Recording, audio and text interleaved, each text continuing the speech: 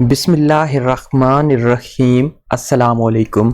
आज की जिस जॉब के बारे में हम आपको बताने जा रहे हैं वो जॉब हासिल करना हर किसी का ख्वाब होता है। जी हाँ, तमाम डिपार्टमेंट का पाला ट्रेजरी यानी फाइनेंस डिपार्टमेंट से ज़रूर पड़ता है, बल्कि हम या कोई भी जो भी जॉब करता है वो पैसों के लिए करता है, वो सैलरी के लिए करता है, और वो पैसे वो सैलरी जो हैंडल करता है डिपार्टमेंट वो फाइनेंस डिपार्टमेंट यानी ट्रेजरी होता है। तो आज की इस वीडियो में हम आपको ट्रेजरी डिपार्टमेंट में या फाइनेंस डिपार्टमेंट में आई हुई जॉब्स के बारे में बताएंगे, किस तरह अप्लाई करना है जॉब्स में, और उसमें जो एप्लीकेशन फॉर्म है वो भी आज हम आपके साथ डिस्कस करेंगे कि इस एप्लीकेशन फॉर्म को किस तरह फिल आउट करना है। और अगर आप में से किसी को भी ये एप्लीकेशन फॉर्म चाहिए तो हम आपको ये एप्लीकेशन फॉर्म का PDF जो है वो आपको प्रोवाइड कर देंगे। सिंध गवर्नमेंट ने जो टेस्ट लिया था IBA ग्रेजुएशन कैटेगरी का, उसकी ये जॉब्स हैं।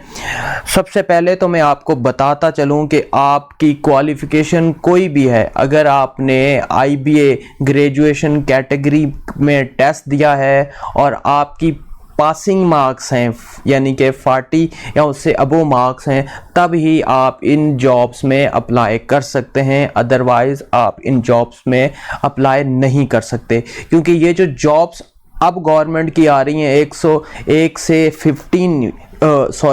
से 15 ग्रेड की, वो ग्रेजुएशन कैटेगरी के टेस्ट की बुनियाद पर आ रही हैं।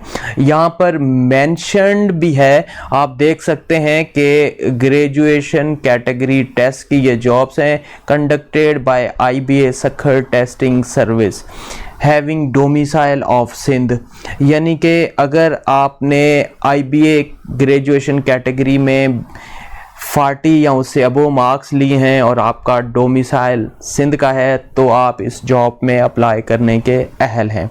अब इस जॉब की दूसरी क्वालिफ़िकेशन क्या है वो हम आपके साथ शेयर करते हैं। जो सबसे पहली जॉब है जिसे सब अकाउंटेंट कहते हैं, ये BPS 14 की पोस्ट है और ये treasury and account service Sindh की ये पोस्ट है। इसमें जो कोटा है उसको हम डिस्कस कर लेते हैं। तो इसमें जो ओपन मेरिट की 114 यानी 114 वैकेंसीज़ हैं, जिसमें रूरल की 68 और अर्बन की 46 वैकेंसीज़ शामिल हैं। इसके अलावा 14 जो हैं वो वुमेन की रूरल और 9 अर्बन की हैं। मिनॉरिटीज़ की 8 सीट अलग हैं। इसके अलावा डिसेबल कैंडिडेट की भी 8 सीट यानी कि 5% है। टोटल ये 153 वैकेंसीज़ हैं सब अकाउंटेंट BPS 14 की। अब इसमें जो एज रिक्वायर्ड है वो एज है, मिनिमम जो है वो 18 और मैक्सिमम 28, प्लस जो सिंध गवर्नमेंट की एज रिलैक्सेशन है 15 इयर्स। मींस कि अगर आप 28 में 15 को प्लस करते हैं तो जो आपकी जॉब एज रिक्वायर्ड होगी वो 43 इयर्स होगी, मिनिमम 18 और मैक्सिमम 43 इयर्स। अब इसमें रिक्वायर्ड क्या है, BCom या BBA किया हो फाइनेंस में, या BS हो आपका अकाउंटिंग एंड फाइनेंस में, at least in second division. Number 1 qualification तो आपकी ये है कि BCom या BBA फाइनेंस में हुआ हो।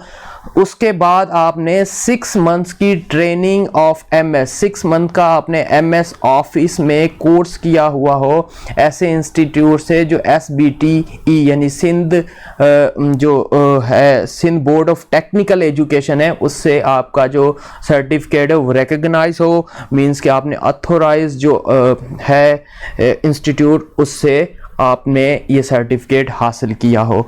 ये सब अकाउंटेंट की रिक्वायरमेंट थी।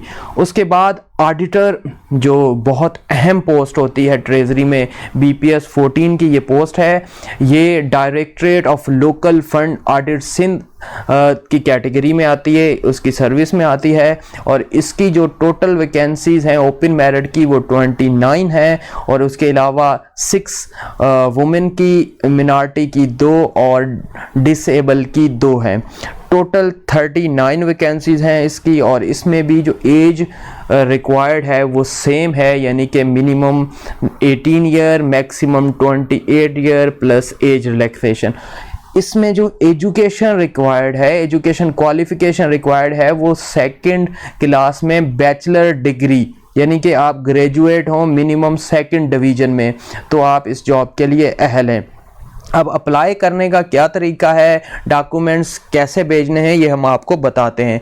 अब ये कहता है कि जो इंटरेस्टेड कैंडिडेट है जिन्होंने having qualified mention test, qualification आपकी हो जो ऊपर दी गई है, जो हम डिस्कस कर रहे हैं, वो एप्लीकेशन इस परफॉर्मा, ये परफॉर्मा हमारे पास मौजूद है, इस परफॉर्मा को भी हम डिस्कस कर लेंगे। एप्लीकेशन जो है कि इसको किस तरह फिल आउट करना है, वो आपने फिल करके उसके साथ अपने तमाम जो डॉक्यूमेंट हैं वो गजेटेड ऑफिसर यानी BPS 17 या उससे अबो के ऑफिसर से आपने डॉक्यूमेंट अटेस्ट करवाकर इस एडवर्टाइजमेंट के 15 दिन के अंदर अंदर आपने भेजनी है। किसको आपने भेजना है? Section officer treasury, room number 158, 6th floor, finance complex A.K Lodhi block, Sindh secretariat Karachi. इसको आपने भेज देनी है।